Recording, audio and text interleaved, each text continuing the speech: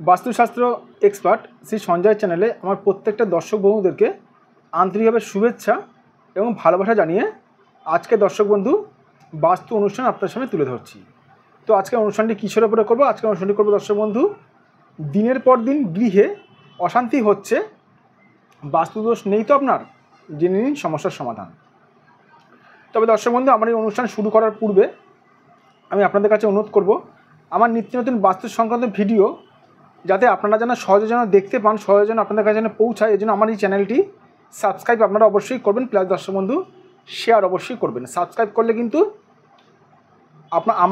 আপনারা কিন্তু আমার এই বাস্তু সংক্রান্ত ভিডিওগুলো কিন্তু সহজে কিন্তু বুঝতে পারবেন, সহজে কিন্তু বাস্তু সংক্রান্ত ভিডিও কিন্তু আপনাদের কাছে কিন্তু পৌঁছাবে এবং সহজে কিন্তু আপনারা কিন্তু দেখে কিন্তু বাস্তু সংক্রান্ত অনেক রকম জ্ঞান, অনেক রকম তথ্য কিন্তু আপনারা কিন্তু বুঝতে পারবেন, প্লাস শিখতে পারবেন।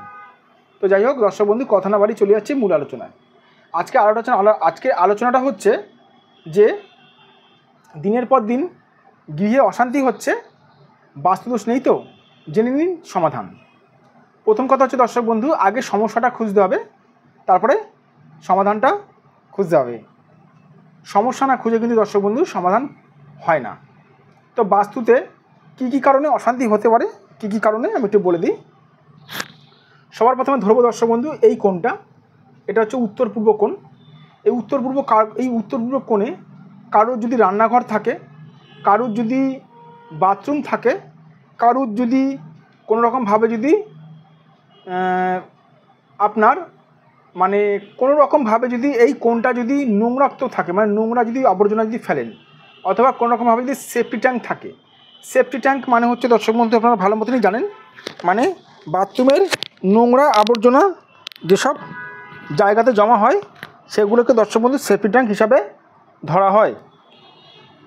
তো এইভাবে যদি আপনার এই কোণটা যদি ডিস্টার্ব থাকে, এই কোণটা যদি পীড়িত থাকে, তাহলে কিন্তু বাস্তুতে কিন্তু বিশাল পরিমাণে কিন্তু দর্শক বন্ধু সমস্যা হবে। কী কোণ? এটা হচ্ছে উত্তর পূর্ব কোণ, এটাকে উত্তর পূর্ব কোণ বলে এই কোণটাকে। আর একটু বলে দিই, আমার কাছে এরকম দর্শক বন্ধু ক্লায়েন্ট আমি পেয়েছিলাম, তাদের আমি যখন ভিজিট করতে গিয়েছিলাম, তো তারা আমাকে বলেছিলেন যে উত্তর পূর্ব কোণটা আমার তো ডিস্টার্ব নেই, উত্তর পূর্ব কোণটা তো ভালোই আছে। কিন্তু আমরা যখন দর্শক বন্ধু পার্সোনালিভাবে যখন ভিজিট করতে যাই, তখন দেখা গেল এই উত্তর পূর্ব কোণের ঠিক পেছন দিকে বড় করে একটি নালা গেছে। নালা থেকে নোংরা জল একেবারে পাস হয়, দিনের পর দিন পাস হয়। তাহলে এই প্রভাবটা কিন্তু এই কোণের ওপর পড়বে। সেই কারণে দর্শক বন্ধু আমি বলবো যে এই কোণ যদি ডিস্টার্ব হয়, তাহলে কিন্তু বাস্তুতে কিন্তু আপনারা কিন্তু দিনের পর দিন কিন্তু অশান্তিতে ভুগবেন। আরেকটু বলে দিই, যদি এই কোণটা ডিস্টার্ব থাকে, ধরুন আপনার এই কোণটা ঠিক আছে, আমি মানলাম, এই কোণটাও যদি ডিস্টার্ব থাকে তাহলে কিন্তু দর্শক বন্ধু দিনের পর দিন অশান্তি হবে। তবে এই কোণটা ডিস্টার্ব থাকলে বেশি হবে, এই কোণটা ডিস্টার্ব থাকলে কম হবে। এই কোণটা যদি পীড়িত থাকে কম হবে, এই কোণটা যদি পীড়িত থাকে তাহলে বেশি হবে। বাড়িতে দিনের পর দিন অশান্তিতে ভুগবেন। একটা মানুষেরও মেন্টালিটি কাজ করবে না, রেগে গেলে কিন্তু এই কোণটা ডিস্টার্ব হলে কী হয় আমি একটু বলে রাখি। 1 নম্বর হচ্ছে বাড়ির সদস্যদের মধ্যে মিল থাকবে না। 2 নম্বর হচ্ছে একে অপরের সঙ্গে সম্মান দিয়ে কথা বলবে না। 3 নম্বর হচ্ছে এই কোণটা ডিস্টার্ব থাকলে রেগে গেলে কিন্তু মানুষের কিন্তু মাথা ঠিক থাকবে না, যদি এই কোণটা ডিস্টার্ব থাকে।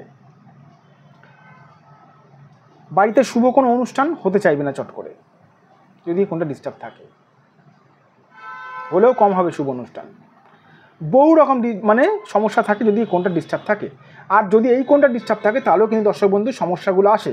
একটু বলে দিই, যাদের ধরুন এই কোণ থেকে কারোর সদর দরজা আছে, অথবা এই কোণে সদর দরজা আছে, বা এই কোণে সদর দরজা আছে, তাদেরও দর্শক বন্ধু এই সমস্যাগুলো ফেস করতে হবে। কারণ এই কোণটা রাহু কোণ, এই কোণটা শনির কোণ। শনি আর রাহু হচ্ছে দুঃখের কারক গ্রহ। যাই হোক, এবার সমস্যার সমাধানটা বলবো। এবার আপনারা যদি প্রশ্ন করেন যে সমস্যার সমাধানটা কী করে হবে, আমি আপনাদেরকে একটা প্রশ্ন ছুড়ে দেবো। আপনারা কি করছেন? আপনারা ইউটিউব দেখে তেজপাতা পোড়াচ্ছেন, ইউটিউব দেখে শুকনো লঙ্কা পোড়াচ্ছেন, ইউটিউব দেখে টোটকা টিপস করছেন, কালো নুন পুড়িয়ে ছেটাচ্ছেন, এই যে রেজাল্ট জিরো। কেন জানেন?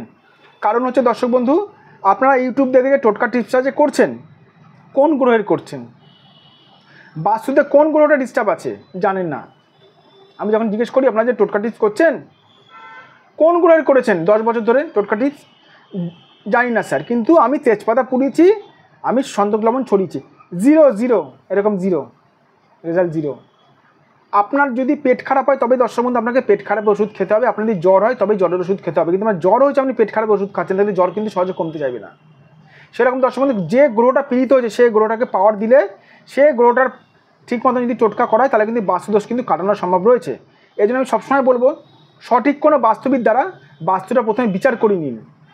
যেমন আমাদের রোগ হলে যেমন আমরা ডাক্তার দেখাই, ডাক্তার দেখে ওষুধ খাই, সেরকম দর্শক বন্ধু নিজেরা কিন্তু মেডিসিন করানোর চেষ্টা করবে না, এতে কিন্তু হিতের বিপরীত হয়।